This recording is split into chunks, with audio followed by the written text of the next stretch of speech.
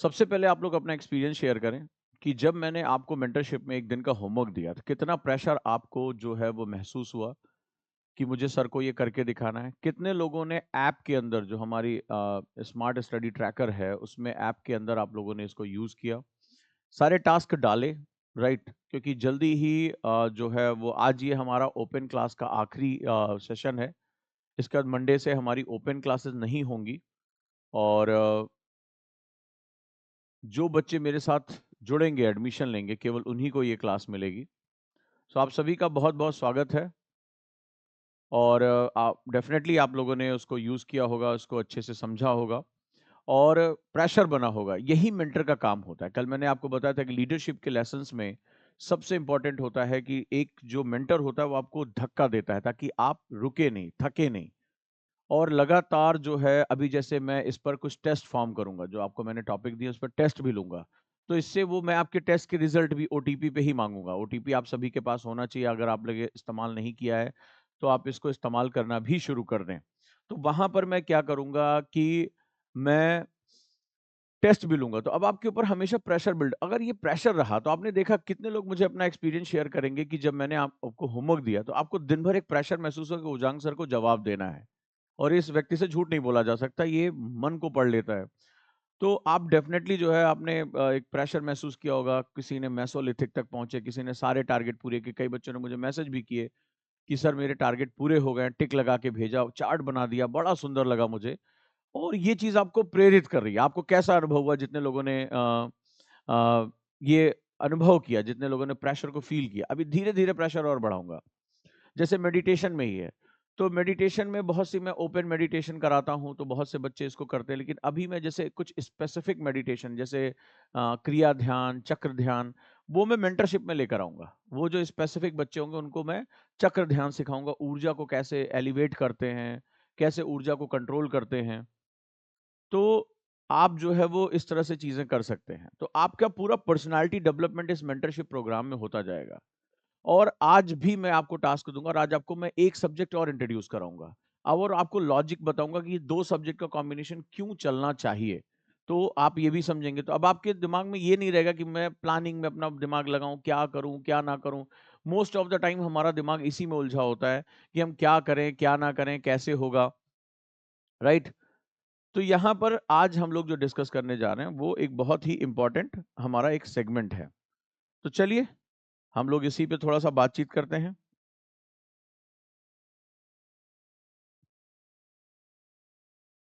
आप सभी को चीज़ें विज़िबल हैं? The power and responsibility of an IAS officer, right?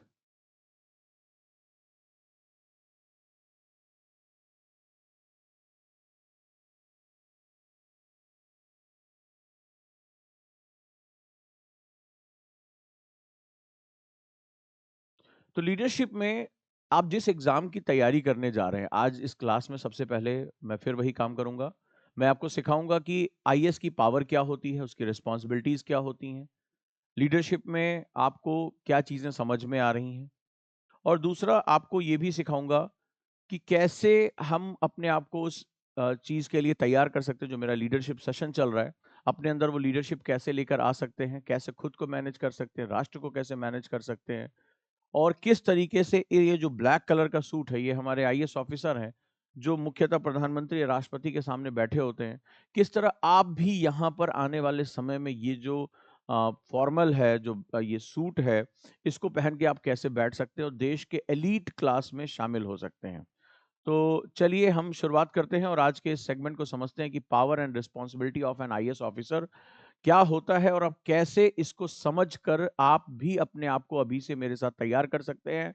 LBSNAA जाने से पहले आप अपने आप को बहुत प्रबुद्ध कर सकते हैं और दूसरा सबसे इम्पोर्टेंट सेगमेंट है, आज का होमवर्क और कौन-सा नया सब्जेक्ट और कौन-सा नया होमवर्क देने जा रहा हूँ, कहाँ से पढ़ना है, कितनी देर पढ़ना है, ये भी आज मैं आपसे डिस्कस करूँगा और शाम को आप किसी भी स्थिति में वो रिवीजन ज़रूर कर लेंगे।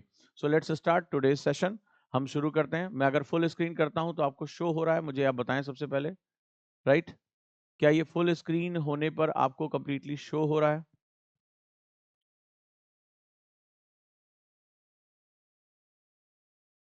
गुड मॉर्निंग, प्लीज़ मुझे बताएँ। Okay, so let's start today's journey. Power and responsibility of an IAS officer की, आईएएस ऑफिसर की पावर और रिस्पॉन्सिबिलिटीज क्या क्या होती हैं, आज हम इसको समझने का प्रयास करेंगे। तो अगर बात करते हैं, जो सबसे इंपॉर्टेंट है कि जो आईएएस ऑफिसर होते हैं वो बैकबोन ऑफ इंडियन एडमिनिस्ट्रेशन होते हैं। जैसा कि कल मैंने आपको बताया था कि गवर्नमेंट सबसे बड़ी एजेंट ऑफ चेंज होती है और गवर्नमेंट सोर्स ऑफ चेंज होती है। एजेंट ऑफ चेंज बनने के लिए आपको यहां पर लगाया जाता है। बहुत इंपॉर्टेंट सेगमेंट है, बहुत इंपॉर्टेंट तरीके से उसको समझिए। तो आप वो लोग होंगे जो बदलाव लेकर आएंगे। और ये आईएएस सिर्फ मैंने एक नाम दिया है, आईपीएस ऑफिसर की भी बात कर रहा हूं। जहां प्रशासन में आईएएस ऑफिसर्स हैं, वहीं अगर हम लोक कानूनों की बात करें, अगर हम जो है वो लॉ की बात करें, तो उसमें आईपीएस ऑफिसर हैं। तो ये सभी की बात हो। राजस्व की बात करें तो आईआरएस ऑफिसर हैं, अगर फॉरेन सर्विसेज की बात करें तो आईएफएस ऑफिसर हैं। मैं सबको एक कॉमन के रूप में लेके चल रहा हूं कि सरकार जो सोर्स ऑफ चेंज है, जहां वो बजट देती है, उस बजट को आम आदमी तक लेकर जाने, उसके जीवन में परिवर्तन लेकर आने में सबसे महत्वपूर्ण भूमिका किसकी होती है। और ये लोग करते क्या हैं, ये इनके ऊपर एक महान जिम्मेदारी होती है, बहुत बड़ी जिम्मेदारी होती है। और वो जिम्मेदारी होती है हमारी कि हम बदलाव को जब हम करना चाहते हैं, हम जो चेंज लेकर आना चाहते हैं, उस चेंज में जो सबसे महत्वपूर्ण है, अगर आप देखेंगे तो रिस्पॉन्सिबिलिटी इनकी होती है managing and developing the social, economical and political landscape of country. यानी यह समाज, अर्थव्यवस्था और राजनीति, इन सभी को कनेक्ट करते हैं। जो राजनीति का मतलब ये नहीं कि जो पॉलिटिक्स में चुनाव लड़ रहे हैं, यानी जो पावर है वो लोगों तक पहुंचना चाहिए। जैसे मान लो कोई महिला है, कोई अनुसूचित जाति जनजाति का व्यक्ति है, वो चुनाव, पंचायती चुनाव लड़ना चाहता है, उसको जो है वो अपनी शक्ति को बढ़ाना चाहता है। भारत लोकतांत्रिक देश है, तो यानी जो पावर है वो लोग में वेस्ट है, लोगों में जुड़ी हुई है। तो ये उसके बारे में बात करता है। तो आप ये देखिए कि ये जो लोग हैं, जो आपको स्क्रीन पर दिखाई पड़ रहे हैं, आपके सीनियर्स जो हैं, वो किस तरीके से बदलाव जो है ला सकते हैं। और आपके ऊपर जो है वो बैकबोन आपको कहा जा रहा है कि आप जो हैं वो रीढ़ की हड्डी हैं। तो रीढ़ की हड्डी क्या होती है? वो शरीर को सीधा खड़ा करने में मदद करती है। ये इतना महत्वपूर्ण पद है और ऐसे लोगों के द्वारा यूपीएससी ऐसे अच्छे कैंडिडेट चुनना चाहती है, जो जाने के बाद राष्ट्र को उसके सामाजिक, आर्थिक और राजनीतिक जो विकास है, जो बदलाव हैं, उसमें वो मदद कर सके, एजेंट ऑफ चेंज बन सके। बहुत बड़ी जिम्मेदारी आपके कंधों पे दी जाने वाली है। और अगर आपका व्यक्तित्व, आपके अंदर लीडरशिप क्वालिटी इतनी शानदार है, तो मुझे लगता है कि आने वाले समय में आप ये बदलाव कर पाएंगे। कितने लोग इस बात को महसूस करते हैं कि वाकई में ये बहुत बड़ी जो है वो चेंज है, जिसको सरदार पटेल ने कहा था स्टील फ्रेम ऑफ इंडिया। ये लोग भारत के स्टील फ्रेम हैं, राइट। तो चलिए अगर हम बात करते हैं आगे, तो इस चीज को समझते हुए हम आगे बढ़ते हैं और अगले हिस्से पे चलते हैं कि एक आईएएस की लाइफ में जब आप जाते हैं, तो कौन कौन से महत्वपूर्ण जो है वो अहम बदलाव होते हैं, ये भी देखना जरूरी है हमारे लिए। तो करियर प्रोग्रेसेस क्या हैं? तो करियर प्रोग्रेसेस यानी आईएएस की लाइफ में या आईपीएस की लाइफ में क्या बहुत बड़े बदलाव होते हैं। सबसे पहले आपको एक एग्जाम क्रैक करना होता है जो यूपीएससी लेता है, जिसके 3 चरण होते हैं, प्री, मेंस और इंटरव्यू। मैं अक्सर क्यों कल आपसे कह रहा था कि लीडरशिप सीखना यह जरूरी है कि हम में से ज्यादातर जो कैंडिडेट्स होते हैं, जो यूपीएससी की तैयारी करने आते हैं, वो ये देखते हैं यार किसी तरीके से यूपीएससी क्रैक हो जाए। उनके सामने ये रहता है कि यूपीएससी का गेट जो है वो क्रैक हो जाए और हम इससे पार हो जाएं। लेकिन अगर आप वाकई में लीडरशिप क्वालिटी है, तो आप बड़ी पिक्चर देखेंगे कि आने वाले समय में मेरा व्यक्तित्व कैसा हो कि मैं राष्ट्र में एजेंट ऑफ चेंज बन सकूं। जब आपका लक्ष्य केवल यूपीएससी क्रैक करना ना होकर आपको देश के लिए एक बेहतरीन सिविल सेवक बनने का आपका जो सपना होगा, तो आप बड़ी पिक्चर आसानी से देख पाएंगे, आप उसको बहुत अच्छे तरीके से समझ पाएंगे। आगे बात करते हैं। सेकंड होता है जब आप यूपीएससी क्रैक कर लेते हैं, तब आप लबासना जाते हैं। आपने सुना होगा लबासना के बारे में। और लबासना जब आप पहुंचते हैं, तो Lal Bahadur Shastri National Academy of Administration, जब आप वहां पहुंचते हैं, तो आपकी फाउंडेशन ट्रेनिंग होती है। आपने देखा होगा सोशल मीडिया पे पिक्चर्स होती हैं, फाउंडेशन ट्रेनिंग होती है। और वहां पर बहुत अलग अलग तरह की ट्रेनिंग आपको दी जाती है। आप भारत दर्शन पे जाते हैं, आप हिमालय पे चले जाते हैं, आपको ट्रैकिंग सिखाई जाती है, आप जंगलों में रहते हैं। टफ मॉड्यूल, मेंटल फिटनेस के ऊपर ध्यान दिया जाता है कि आप विषम परिस्थितियों में कैसे रह सकते हैं। फिर पूरे भारत का दर्शन, कहीं गर्मी, कहीं सर्दी, ठीक है, वहाँ भेजा जाता है। फिर आपकी लंबी-लंबी क्लासेस होती, बड़ा सख्त अनुशासन होता है लबासना में। लबासना वो जगह है, जो वास्तव में आपको बदल के रख देता है। शायद आपको लगता होगा आप जाएँगे, अब एग्ज़ाम क्रैक हो गया, अब आप मस्ती में रहेंगे, खूब दोस्तों के साथ पार्टी करेंगे। इतना सख्त माहौल होता है। सुबह पर्टिकुलर अगर आप साढ़े 6 अगर आपको साढ़े 5 बजे टाइम है, साढ़े 5 बजे अगर आप पीटी ग्राउंड में नहीं पहुँचे, तो आपके खिलाफ पनिशमेंट वहाँ आपको दी जाती है। आपका जो है वो रिपोर्ट कार्ड खराब कर दिया जाता है। फिर उसके तुरंत बाद और दिन में मैंने बताया ना 5 बार ड्रेस चेंज करनी पड़ती है, वहाँ ड्रेस कोड है। आप मेस में क्लास का ड्रेस पहन के नहीं जा सकते हैं। आप पीटी में मेस की ड्रेस पहन के नहीं जा सकते। आप बार-बार पहाड़ियाँ वहाँ बनी हुई है, ऐसे पहाड़ियाँ हैं, ठीक है? और इन पहाड़ियों से होते हुए आपको बार-बार हॉस्टल, ग्राउंड, क्लास लगातार दिन भर दौड़ना पड़ता है। इसके बाद क्लासेस होती हैं, लीडरशिप, बड़े-बड़े देश के जाने-माने लोग आते हैं, आपको लेक्चर्स देते हैं, आपको सिखाते हैं, आपको प्रैक्टिकल करना पड़ता है, केस स्टडीज़ पे काम करना पड़ता है, केस स्टडी खूब दी जाती हैं और वहाँ सोने का भी समय फिक्स होता है। तो ये जो पूरी ट्रेनिंग है मतलब आप शरीर एकदम शाम तक एकदम 1 टू 1 चला जाता है। इसी को आधार बनाते हुए हमने गुरुकुल में ट्रेनिंग शुरू की। गुरुकुल का जो करिकुलम है वो पूरा का पूरा लबासना और सरदार वल्लभ भाई पटेल जो academy of administration police training है, वो हमने पूरा जो सारा करिकुलम है वो सेम यहाँ पर रखा है। कि वहाँ पर आप सुबह से लेके रात तक कैसे अपने आप को बहुत फ़ोकस करके रखते हैं, बहुत अच्छे तरीके से ट्रेन करते हैं। राइट? तो ये बहुत ज़रूरी है आपके लिए कि जो ट्रेनिंग है वो आपको बहुत टफ बनाती है, मेंटल, फिज़िकल आप बहुत प्रेशर में काम कर सकते हैं। जब आपकी ट्रेनिंग पूरी हो जाती है तो आप थर्ड स्टेज में एंटर करते हैं जिसे प्रोबेशनरी पीरियड कहा जाता है। ये वो दौर होता है जहाँ आपको रियल ग्राउंड के अनुभव दिए जाते हैं। जी हाँ, कि आफ्टर द ट्रेनिंग तो ये फील्ड में चले जाते हैं और लगभग 2 वर्षों तक ये अलग-अलग पोस्ट पे रहते हैं। अलग-अलग तरीके मजिस्ट्रेट का काम करेंगे, एसडीएम का काम करेंगे, तमाम जो है वो जैसे एसएचओ के रूप में जॉइन करेंगे आईपीएस क्रैक करने के बाद, थाना को अब देखेंगे, थाना से फिर और भी आगे जाएँगे। तो ये बेसिकली ग्राउंड रियलिटीज़ जो होती हैं, ज़मीनी हकीकत जो किताबों में ट्रेनिंग से जो निकल कर कि किताबों में ये आदर्श बताया गया, कानून पढ़ा दिया गया, अब आप देखो ज़मीन पर लोग कैसे काम करते हैं, कितना दिमाग लगाते हैं। ये one of the most learning period होता है, ये 2 साल का समय। जब आप अलग-अलग तालुका दूर-दराज आपकी जो है वो पोस्टिंग होती है। बहुत ही रूरल इलाकों में पोस्टिंग होती है, ठीक है? तो ये जो है, ये ज़बरदस्त जो है सेगमेंट यहाँ पर क्रिएट होता है। तो यहाँ पर क्या होता है, ये ग्राउंड रियलिटीज़ आपके सामने आती हैं और ये कहा जाता है, इसमें क्या होता है, जो सीनियर ऑफिसर्स होते हैं, आपको ढेर सारे टास्क देते हैं। आपको सिखाते हैं, जो आपके बॉसेस होते हैं, वो आपको सिखाते हैं। जो सीनियर ऑफिसर होता है, मान लीजिए जो आपके आईएएस जो सीनियर हो चुके हैं आपके, तो यहाँ से आप एक्चुअली कैडर सीखते हो, ठीक है? सीनियर जूनियर का कॉन्सेप्ट सीखते हो। तो जूनियर जैसे होता है जो, तो वो जानता है कि मेरे को काम तो आता नहीं है, कोई मैनुअल इसका खास है नहीं। तो जो सीनियर ऑफिसर या आईएएस ऑफिसर या आईपीएस ऑफिसर होता है, वो बहुत कुछ सिखाता है कि यार ऐसे करना है, ऐसे नहीं करना है, ये गलती मत करना, अगर ये गलती करते हो तो ये तरीका होगा उससे निकलने का। तो इसीलिए जो जूनियर ऑफिसर्स होते हैं वो अपने सीनियर की बहुत ज़्यादा रिस्पेक्ट करते हैं। अगर ये डाँट भी दो सुनना पड़ता है। अब यहीं पर जो मैं आपको लीडरशिप सिखा रहा हूँ वो बहुत काम आती है। अगर आप एग्रेसिव हैं, बात-बात पे नाराज़ हो जाते हैं, इमोशनल रोना शुरू कर देते हैं, आप सर्वाइव ही नहीं कर पाएँगे इसमें, सर्वाइव ही नहीं कर पाएँगे। क्योंकि कई बार बड़े गुस्से में बात कर देते हैं, कई बार आपको डाँट भी देते हैं सबके सामने, क्योंकि आप सीख रहे होते हो। आप भी कल सीनियर बनोगे, आपके अपने जूनियर को आप सिखाओगे। आपको प्रोटेक्ट भी करते हैं। आपको डाँटते भी हैं, आपको ढेर सारा काम भी देते हैं, आपको छुट्टी नहीं मिलेगी जल्दी इस टाइम। क्योंकि ये इनको जब छुट्टी लेनी होती है तो आपको काम सौंप के चले जाएँगे। तो बहुत प्रेशर होता है ये 2 सालों में, बहुत भाग-दौड़ होती है, बहुत ही अलग-अलग जगहों पे पोस्टिंग होती रहती है। कई बार कहीं सुविधा नहीं है, ऑफ़िस में बैठने की जगह नहीं है, बहुत कुछ यहाँ पर होता है। दूर-दराज के इलाकों में भेजा जाता है ताकि आप वास्तविकता में अपनी जो ग्राउंड रियलिटी है उसको समझो और आप वहाँ पर अपने जो है वो जो आपका योगदान है वहाँ देना शुरू करो। तो ये बड़ा ही रोमांचक क्षण होता है, बहुत ही मज़ा आता है और लेकिन ये उनके लिए होता है जो रिस्क ले सकते हैं, जो जिनके अंदर करेज होता है। ये बिल्कुल सीधे-सीधे 1 टू 1 जो है एकदम जोश में आप आते हैं और ग्राउंड रियलिटीज़ आपका जो है वो पहचान होती है। बहुत सी गलतियाँ इस फ़ेज़ में होती हैं। आगे आते हैं।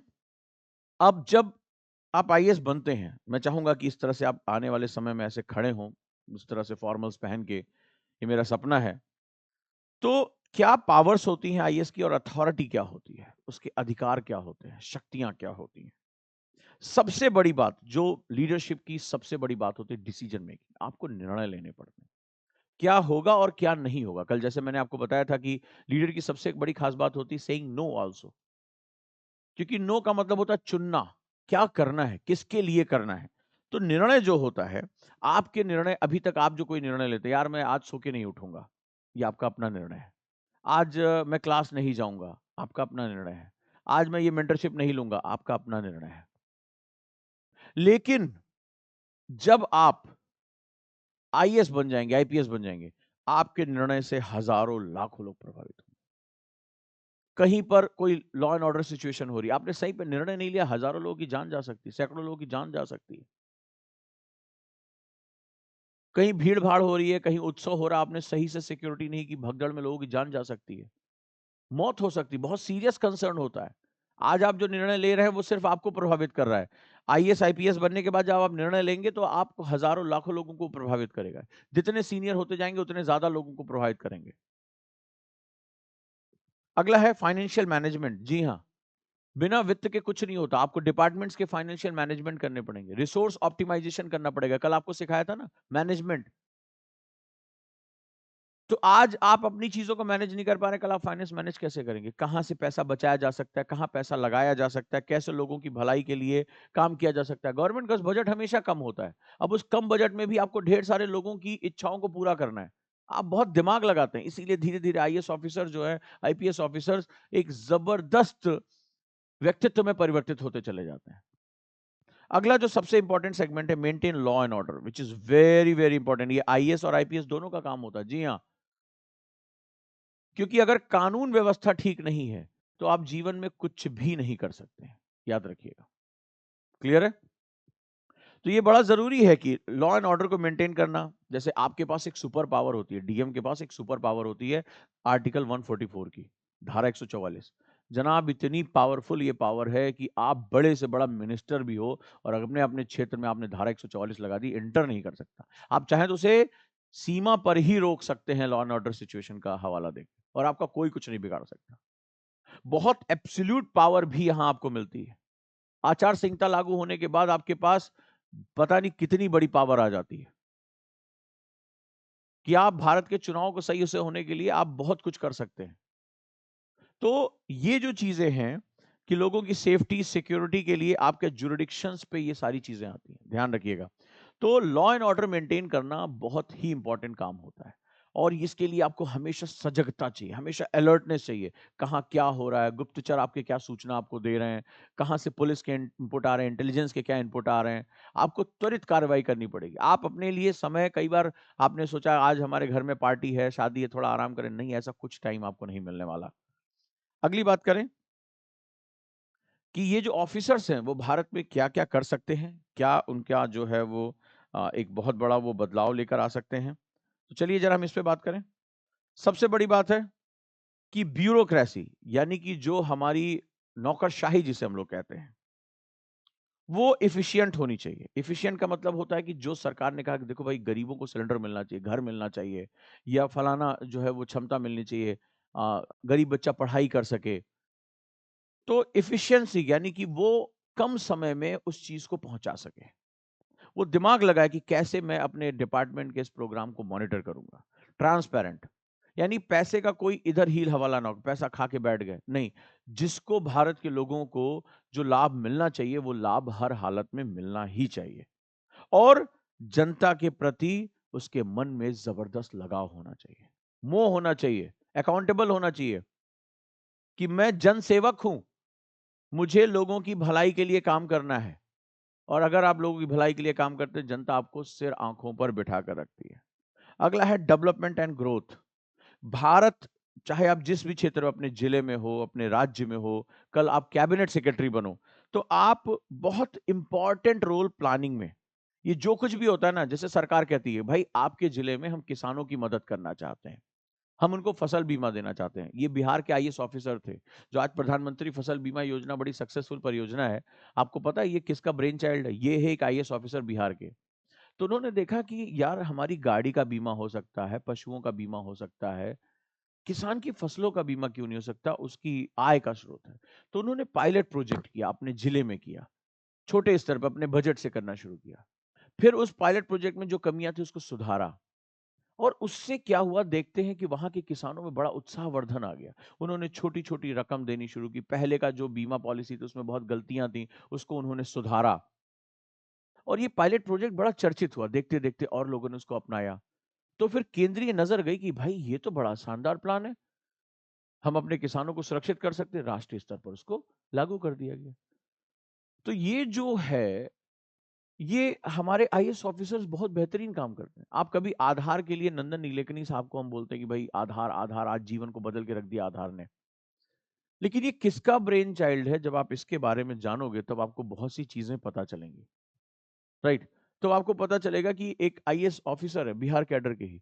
उन्होंने ही सबसे पहले इसकी एक रूपरेखा रखी और वो नंदन नीलेकनी के साथ मिलकर उन्होंने राष्ट्रीय स्तर पर बहुत बड़ा काम किया। सरकार ये चाहती थी कि सबकी बायोमेट्रिक पहचान हो, लेकिन उस चाहने को रियल ग्राउंड पे लेकर आने का काम एक आईएएस ऑफिसर का दिमाग है। तो आप लोग आने वाले समय में साहब बहुत ब्रेन वाले इंसान बनने वाले हो और बहुत कुछ कर सकते हो, इस बात को महसूस करो। अगला है फैसिलिटेटिंग गवर्नेंस। गवर्नेंस यानी लोगों के जीवन में सुशासन आना चाहिए। इस चीज को ये ऑफिसर्स एक्ट करते हैं, इस चीज को वो बताते हैं, राइट?